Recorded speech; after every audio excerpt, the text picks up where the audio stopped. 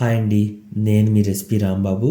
ఈ వీడియోలో వేడి వేడి చికెన్ కబాబ్లోకి ఒక మంచి కబాబ్ చట్నీ ఎలా చేయాలో చూపిస్తాను.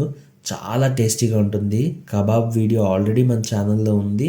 ఈ చట్నీ కూడా చూసి రెండు కలిపి ట్రై చేయండి, అద్దిరిపోయిందని మీరే చెప్తారు.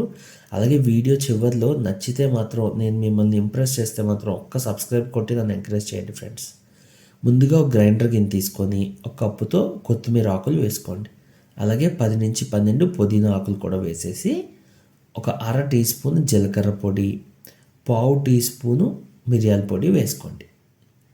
ఇప్పుడు దీంట్లోకి ఒక గ్రీన్ చిల్లీ పచ్చిమిరపకాయని వేసేసి ఒక టీ స్పూన్ దాకా చాట్ మసాలా వేసుకోండి.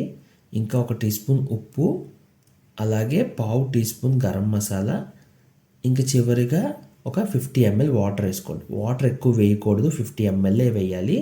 అప్పుడే మనకి గ్రీన్ కాన్సన్ట్రేట్ కరెక్ట్గా రెడీ అవుతుంది. ఇప్పుడు దీన్ని గ్రైండ్ చేసి పక్కన పెట్టుకోవాలి. ఫ్రెండ్స్, వీడియోని ఒక్క లైక్ అయితే చేయండి. అస్సలు రీచ్ రావట్లేదు. చాలా వీడియోస్ చేశాను కానీ అసలు రీచ్ అయితే రావట్లేదు. సో మీ సపోర్ట్ ఉంటే అవుతుంది. నచ్చితే మాత్రం ఒక్క లైక్ అయితే చేయండి. ఇప్పుడు గ్రీన్ కాన్సన్ట్రేట్ రెడీ అయిపోయింది కదా.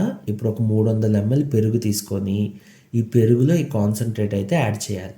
అయితే దానికన్నా ముందు ఒక 2 నిమిషాలు పెరుగుని ఇలా విస్కర్తో కానీ స్పూన్తో కానీ బాగా కలుపుకోండి. కలిపి ఈ గ్రీన్ కాన్సన్ట్రేట్ యాడ్ చేయండి. గుర్తుపెట్టుకోండి, నేనైతే ప్యాకెట్ పెరుగు తీసుకున్నాను కాబట్టి నీరు ఏమి ఉండదు.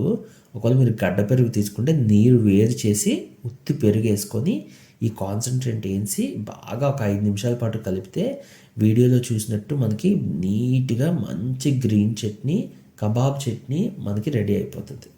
అస్సలు మిస్ అవ్వద్దు, చాలా టేస్టీగా ఉంటుంది. అలాగే చెప్పాను కదా, కబాబ్ వీడియో కూడా ఉంది మన ఛానల్లో, అది చూసేయండి. ఈ రెసిపీ మీకు నచ్చితే ఒక్క సబ్స్క్రైబ్ చేయండి ఫ్రెండ్స్, నాకు చాలా సపోర్ట్గా ఉంటుంది. Thank you so much.